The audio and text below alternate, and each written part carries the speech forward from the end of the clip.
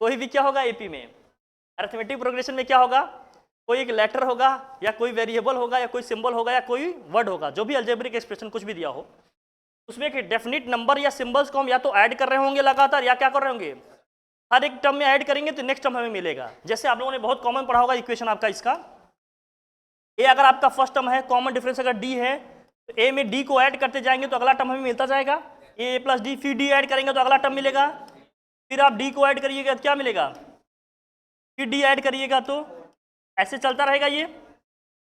ए हमारा क्या है, लीडिंग टर्म है, या इसी को इनिशिएटिंग टर्म या फर्स्ट टर्म बोलते हैं, इसी को क्या बोलते हैं हम लोग, लीडिंग, या फिर क्या बोलेंगे, इनिशिएटिंग, या इसी को क्या बोलते हैं आप, फर्स्ट टर्म। कुछ भी बोलो, सबका मतलब एक ही है कि जहां से ये हमारा क्या हो रहा है, स्टार्ट हो रहा है। फिर आता है कॉमन डिफरेंस, एक टर्म होता है आपका क्या, कॉमन डिफरेंस। कॉमन डिफरेंस का मतलब हाँ, सेकंड से फर्स्ट को या हर अगले में से पीछे वाले टर्म को माइनस करेंगे तो हमें कॉमन डिफरेंस मिल जाएगा। कॉमन इसको क्यों बोल रहे हैं, क्योंकि किसी भी दो कॉन्सिक्यूटिव टर्म्स के लिए डिफरेंस हमेशा क्या आता है, सेम आता है, कॉमन आता है। इसके बीच में डिफरेंस वही आएगा जो इनके बीच में आएगा, जो इनके बीच में आएगा, जो, इसीलिए इसको क्या बोला जाता है, कॉमन डिफरेंस। तो ले रहे हैं लेकिन ये सब में क्या रहेगा, कॉमन रहेगा। तो कुछ लोग ऐसे कहते हैं कि इसको सेकेंड टर्म माइनस का फर्स्ट टर्म करके याद कर लो, या T2 माइनस T1 कर लो, या कुछ बुद्धिजीवी इसी को लिखते हैं an+1 माइनस का क्या कर दें, an कर दें, या कुछ लोग लिखते हैं इसको an माइनस का an-1 कर देते हैं, या इसी को लिख दो Tn+1 माइनस का Tn कर दो। बस इतना तुम समझो कि सेकेंड टर्म में से अगर फर्स्ट टर्म को माइनस कर देंगे तो कॉमन डिफरेंस को हम लोग डी से रिप्रेजेंट करेंगे। किससे रिप्रेजेंट करेंगे दोस्त, डी से करेंगे। फर्स्ट टर्म हमारा ए है, कॉमन डिफरेंस डी है। तो यहां समझना है वो क्या है, देखो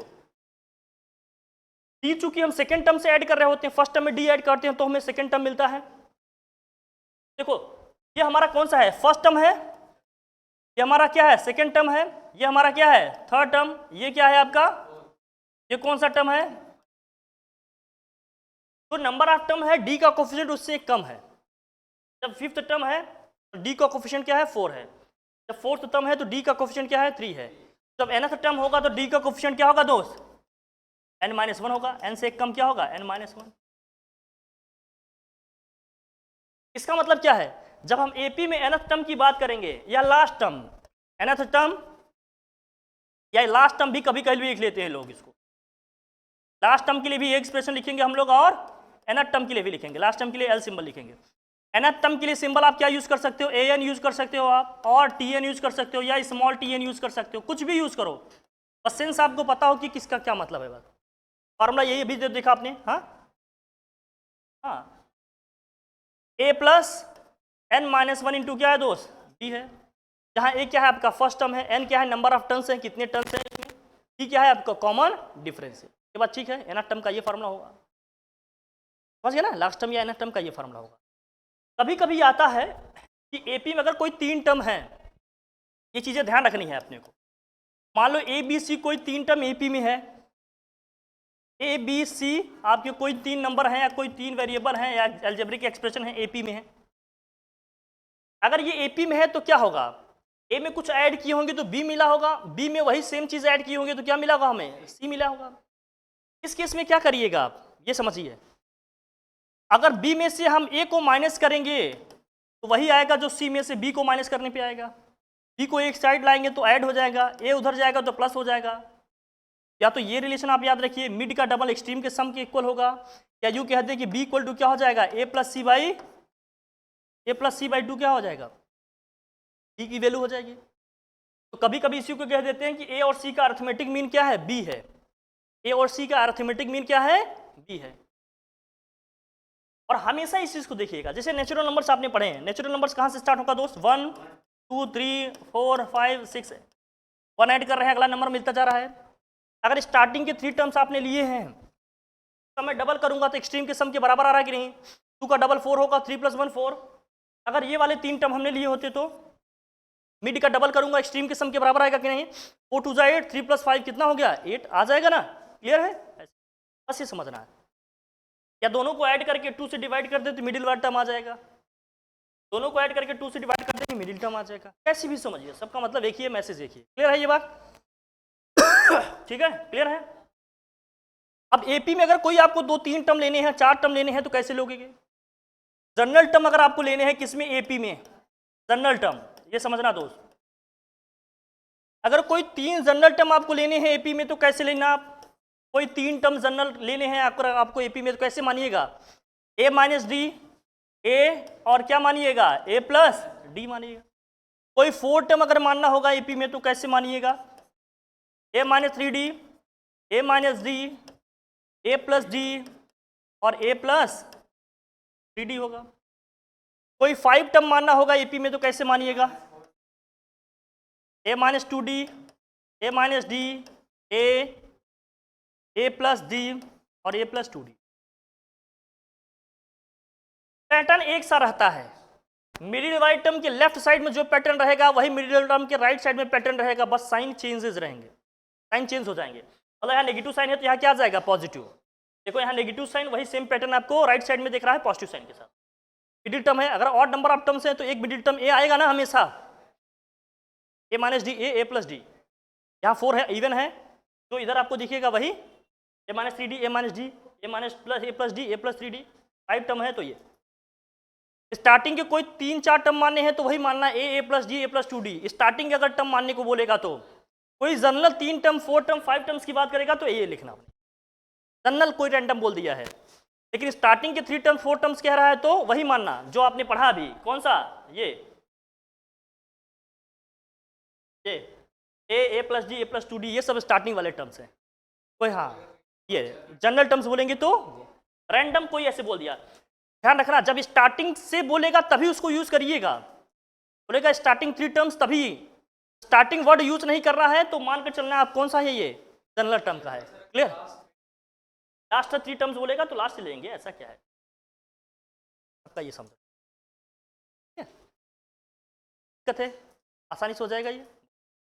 अब आ जाओ, ये तो हो गया जनरल टर्म का कॉन्सेप्ट। एनथ टर्म वाला देखो, फिर समेशन का इसमें फॉर्मूला आता है भैया। या मान लो अरिथमेटिक मीन क्या होता है ये समझ लो। अरिथमेटिक मीन को शॉर्ट में क्या लिखेंगे दोस्त? एम। Arithmetic mean, arithmetic. अब अरिथमेटिक मीन क्या है ये समझिए आप। हमने कहा ए बी सी कोई 3 नंबर अगर एपी में है, ए बी सी कोई 3 नंबर आपके क्या है अगर एपी में है तो मिडिल टर्म जो होता है वो एक्सट्रीम के क्या होते हैं? अरिथमेटिक मीन होता है भैया। ए और सी का अरिथमेटिक मीन क्या होगा? बी होगा। ए प्लस सी बाई 2 कर देंगे, इसका अरिथमेटिक मीन आ जाएगा। ए और सी का अरिथमेटिक मीन क्या है? बी है। किसी भी नंबर का अरिथमेटिक, भाई नंबर का सीरीज दिया है या ग्रुप ऑफ नंबर्स दिए हैं उनका हमें मीन निकालना है तो सबको सम करना है, जितने नंबर ऑफ डेटा है उसे डिवाइड कर देने, उसके मीन आ जाएगा, अरिथमेटिक मीन आ जाएगा। क्लियर है मेरी बात?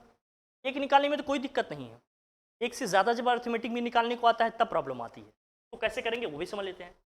जैसे मान लीजिए ए और बी के बीच में एन अरिथमेटिक मीन निकालने हैं, कितने? एन ए एम निकालने हैं आपको, अरिथमेटिक मीन से निकालने हैं। ए और बी 2 नंबर हैं, जरा दोस्त समझना। ए पहला अरिथमेटिक मीन मन क्या लेते हैं? A1 है। दूसरा अरिथमेटिक मीन क्या है मान लेते हैं? A2 है। तीसरा अरिथमेटिक मीन A3 है। चौथा क्या है आपका? A4 है। एन अरिथमेटिक मीन निकालने हैं तो ये क्या हो जाएगा? एन, और लास्ट वाला नंबर क्या है? बी। ए और बी के बीच में आपको एन अरिथमेटिक मीन निकालने हैं। ए है एक नंबर क्या है आपका? बी है। इनके बीच में एन अरिथमेटिक मीन। एन का मतलब तुम्हारे क्वेश्चन में 5 हो सकता है, 3 हो सकता है, 5, 7, 10 कितने भी हो सकते हैं। एन एक हमने एक जनरल ले लिया, तब उस केस में एन अरिथमेटिक मीन कैसे निकलेगा? पहले तो हमें कॉमन डिफरेंस चाहिए। कॉमन डिफरेंस कैसे निकालोगे? अगर इसमें मैं नंबर ऑफ टर्म्स की बात करूं तो कितने टर्म्स हो गए इसमें? एन तो यही हो गए, एक टर्म ये है, एक टर्म ये है, तो टोटल नंबर ऑफ टर्म्स कितने हो गए तुम्हारे? एन प्लस हो गए दोस्त। अगर मैं लास्ट टर्म की बात करूं तो लास्ट टर्म हमारे पास बी है कि नहीं? एनथ टर्म या लास्ट टर्म का फॉर्मूला क्या पढ़े तुमने? ए प्लस एन माइनस 1 इंटू क्या पढ़े दोस्त? डी पढ़ा। नंबर ऑफ टर्म्स हमारे पास कैपिटल एन है ना, यहाँ पर कैपिटल एन इक्वल टू क्या है? स्मॉल एन प्लस 2, क्योंकि स्मॉल एन तो अरिथमेटिक मीन ही हो गए ना। अब इस केस में क्या है जरा समझिए। तो बी इक्वल टू यहाँ से क्या हो जाएगा? वही हमारा एनथ टर्म है ना। बी इक्वल टू क्या होगा? ए प्लस एन माइनस 1 इंटू क्या है दोस्त? डी। इस एन की वैल्यू एन प्लस 2 रखेंगे तो बी माइनस ए हो गया, ये एन प्लस 2 रखेंगे तो यहाँ क्या आएगा? एन प्लस 1 इंटू क्या आ गया? डी। यहाँ से कॉमन डिफरेंस डी निकालेंगे तो क्या आएगा? ये B minus A upon N plus common difference आ गया डी। n का मतलब क्या है, जितने नंबर ऑफ अरिथमेटिक मीन, जैसे मान लीजिए आपसे 3 अरिथमेटिक मीन पूछा जा रहा है तो यहाँ क्या लिखिएगा 3, 5 अरिथमेटिक मीन पूछ रहा है तो यहाँ क्या लिखिएगा 5। अब ये अरिथमेटिक मीन जब निकालना है तो क्या करिएगा, आपको डी पता चल गया, जब हमें फर्स्ट अरिथमेटिक मीन चाहिए तो अभी सब एपी में होंगे कि नहीं, सब एपी में होगा। फर्स्ट अरिथमेटिक मीन चाहिए तो फर्स्ट टर्म में डी को क्या कर दूं मैं, ऐड कर दूं दोस्त, फर्स्ट टर्म में डी को ऐड कर दूं, पहला अरिथमेटिक मीन आ जाएगा। अब हमें सेकंड अरिथमेटिक मीन चाहिए तो जो फर्स्ट टर्म अरिथमेटिक मीन मिला उसमें डी क्या क्या कर दे, ऐड कर दे, बस डी डी ऐड करते चले जाएं, जितना पूछ रहा निकाल देंगे, 9 10 20 50 100 जितना पूछेगा सब आ जाएगा, आसानी से लिख लेंगे। तीसरा अरिथमेटिक मीन निकालना है तो क्या करना है, फिर A2 में क्या करना है, डी को है और जितना पूछ रहा है करते चले जाओ, डी डी ऐड करते चले जाओ पिछले वाले में, अगले तुम्हारे अरिथमेटिक मीन निकलते हैं। भाई एपी का यही कॉन्सेप्ट है ना, डी ऐड करते जाएंगे नेक्स्ट टर्म मिलता जाएगा। तो अरिथमेटिक मीन की बात हो रही तो ऐसे अरिथमेटिक मीन निकाल लेंगे, तो सेक्शन आ जाएगा, परेशानी वाली बात नहीं है ना, अरिथमेटिक मीन निकल जाएगा। अब सम ऑफ एन टर्म्स की हम बात कर देते हैं, हटाएं से हटाया जाए, सम ऑफ एन टर्म्स की बात करेंगे।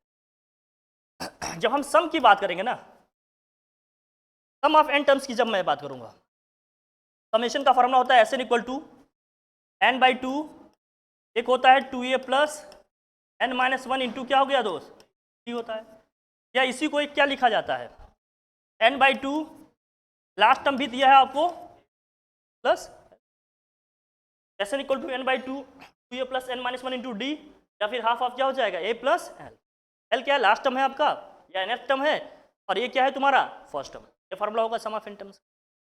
एक बात जो यहां से तुम्हें याद रखनी है वो क्या है,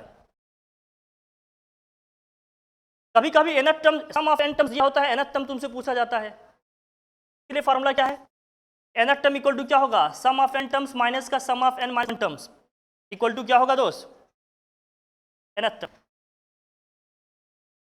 जैसे हमसे पूछा जाए कि 10 टर्म का सम दिया है, हमसे पूछा जाए कि 10वां टर्म क्या है, तो 10 टर्म का जो सम दिया है 9 टर्म के सम को माइनस कर देंगे तो 10वां टर्म ही तो आ जाएगा।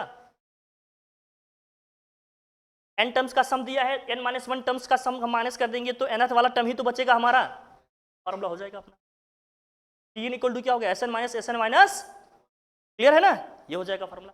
कभी कभी ऐसे दिया रहता है तो ये निकालने को आपको आना चाहिए, अभी बात बनेगी नहीं तो फिर परेशानी बनी रहेगी आपकी, फिर दिक्कत आ जाएगी, समझ आया, क्लियर है, कोई दिक्कत।